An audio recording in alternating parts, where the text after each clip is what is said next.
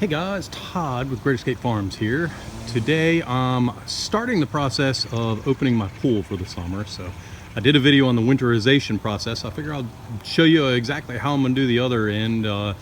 It's not exactly done in reverse, but pretty much. So first issue is I have the pool covered here, and through rain and everything else I get leaves and debris and all that in it. I've been cleaning that out as the winter was going along. We just had the little brown squiggly sap things come down, and I've been getting those out along with the pollen. So the way I do that is I have a little pump out here, and I connect up a garden hose to it, and there's a skimmer basket or filter, if you will, to prevent all the leaves from getting hung up in that. And I just run that off into a back section of the yard over here and just drop it off over there. It's kind of nasty water, and little holes in the top here cause some of the water to come up, so it does have a little bit of chlorine in it. So it's not anything I want to do give to plants or anything.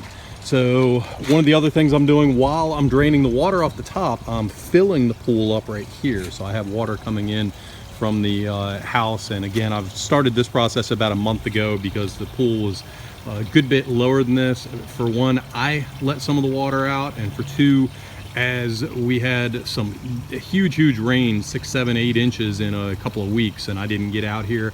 What it is the water gets on top and it pushes the cover down with the wet leaves and everything, and for that, what that causes is the water that's in the pool to come out off of the sides there. So the water level goes down as time goes on, so I do need to add some here. And like I say, as I'm getting the water off here, I'm cleaning it, so I get the squigglies and the sap and all that out. I will put a little garden hose on and I'll spray it, and then when I take this off, I will dry it out good. Just lay it flat over here on the sidewalk so it dries out good and I don't have mildew issues, and then I'll fold it up and put it away for the winter. All of these pillow things here, I will go ahead and empty those and dry them. I lay them up on the fence here, let them dry out for a few days, and then I fold them up. One other thing I have over here, let me walk over. I took the top part of the filter, and there's many different types of filters. I have the type that runs, it's a chlorine pool. I have a diatomaceous earth filter that has little fingers that come down, and the DE sticks to the fingers. So every so many years I take them into the pool company and I have them do an acid bath. So you notice it's off right now, and actually I'll show you that in a little while. I actually just picked it up today. So it had its acid bath, so it's clean and ready to go. There's the hardware over there for the lid piece, so I'll get all that stuff put back together later. Okay, so these are the little finger things that I was talking about. This goes on the top of the filter house, and one of the suggestions that I got this year that I had not done before, and it's going to help me a lot.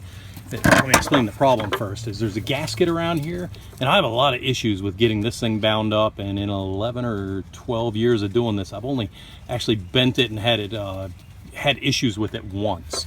But they told me this thing costs 70 some odd dollars to replace and get a new one, and all you have to do is put it on wrong once, the very wrong way, and it'll cost you some money. So what they suggested was just taking this one screw out right here, and let's see if I can lift this off here. This is tough one-handed there.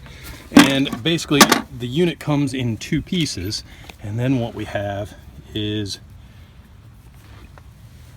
this one piece right here that sits right on in here, and what you do is you get it in and then you put the top piece on. So for one screw, that makes things a lot simpler and takes a lot of risk out of it, just a lot easier. So I will be doing that from now on. So I'll share it with you. I just learned that this time around, and it definitely helps out a good bit. So let me go. Okay, so I put the top on, I came through, I put the screw on here and also put the nut on. But if you notice, the pipe isn't lined up, so I had to line the top up with the screw hole here. So what you can do is just kind of slide it around, and you get this somewhat lined up. You don't have to worry about being too perfect. And then what we want to do is we want to line up these holes. Let me see if I can get that. Yeah, you can see a little bit of daylight there. So what you want to do is get daylight, and then I just put one little bolt through, and that kind of locks us into place. Because what I'm actually going to do is put the bolts coming up. Let's see if I can grab one of these things here now. So I have a bolt Undo this.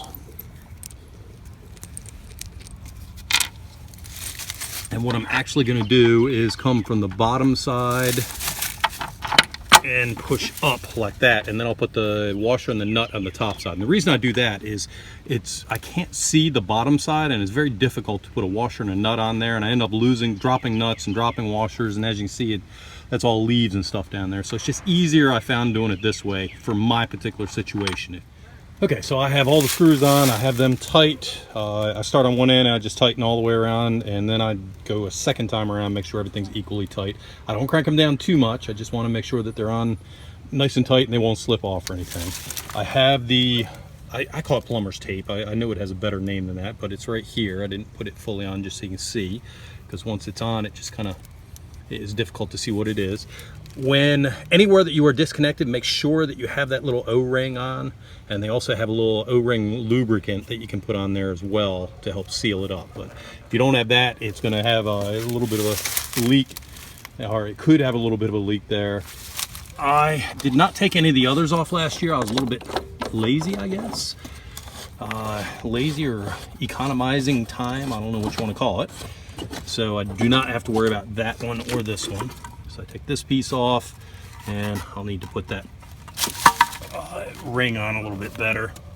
So before, I also check the power over here. I just off and on real quick, make sure that I have power. So the pump does have power, because I have timers and circuit breakers and all that are sometimes turned off or out of alignment if we lost power to the house. One of the things I'm going to do is I'm going to fill this up with water, right? It's only going to fill up so far. Let me see if I can get around this way. So there's a little hole right here. It's only going to fill up to the point where that hole is, and then it's going to go out there. So I'll do that, and I need to open up over here in the pool itself, because I have the skimmer blocked, and I didn't prepare for this. So let me see if I can easily pull this thing out. And I will need to take all of this off right here, all of these weights, so that I can remove the top later. So what I want to do is get the pump fully up and operational and running before I remove this lid, because once I do that, then sun gets in and it'll burn up any residual chlorine that's left, and it'll quickly get algae forming. So you got to make sure that your pump is on. What I have here, if you saw my closing video, it's like a Tupperware lid that's covering this piece. Ooh, isn't that pretty in there? Kind of nastiness in here, but I'm gonna have to reach in here and loosen up my other piece that's in here. Molly, watch out. Got Molly helping out here.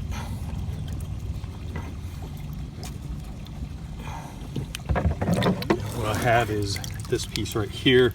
So if water got in like it did and it froze, then it wouldn't split or break anything up. And the other thing I need to do is remove the Tupperware lid here. Let me see if I can find that lid. Okay, and here's the lid that was on the skimmer. It just kind of attaches right on here. So I pulled that off. So we have water flow in here. Okay, so I do not have enough water in the pool yet to actually turn the filter on and leave it on, but I do have enough on there just to turn it on, make sure I don't have any leaks and everything. So what I will do is I will put this basket in the skimmer, in the filter itself. This one goes in the skimmer, and then I have the jets. Those need to be screwed on. I just leave the thermometer sitting in the skimmer so I can see what the temperature is and try it out. If the pump is working and no major issues, then what I'm going to do is start preparing to remove the top. So what I have to do for that is I have all of my furniture over here. All of that needs to be moved off, because what I do is I drag the the cover over here on the cement area, and I run a backyard nursery called Great Escape Nursery, and all of my plants here are going to need to be moved back. So it's going to take me a little while to do that, and by that point in time I may have enough water in there to actually go ahead and get this thing up and running. I definitely will tonight at some point, but the pump is on. I have enough water in it to leave the pump on full time. I have most of the little water bags removed. The ones that are there, they're out of the hoop, so they can just pull aside there. And I have everything cleaned off here. So what we'll do is, my daughter's inside, and in a moment I'm going to grab her. We're going to move the water bags off, pull them off and away. I will grab the tarp and slide it up on the deck here, and then I have a solar blanket back there. We'll roll the solar blanket out right on top of the tarp and pull it onto the pool to kind of cover it up and keep the heat in and let it get warmer for us. Okay, so this is my daughter Carly and her boyfriend Cole, and I'm actually going to get them to do a little bit of work for us here. So they are going to pull these little blue pillows just off to the side and then pull the tarp off for us here. We're going to get a video of that. And of course Molly and Murphy, our famous rat terriers here, are helping the whole way. Okay, and then I need one on each corner here to just kind of pull it up here right onto the cement.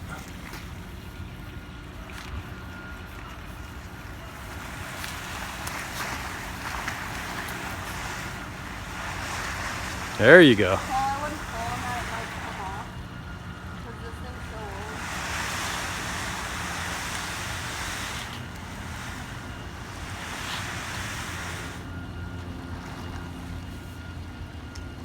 And then you can just pull the ends up there.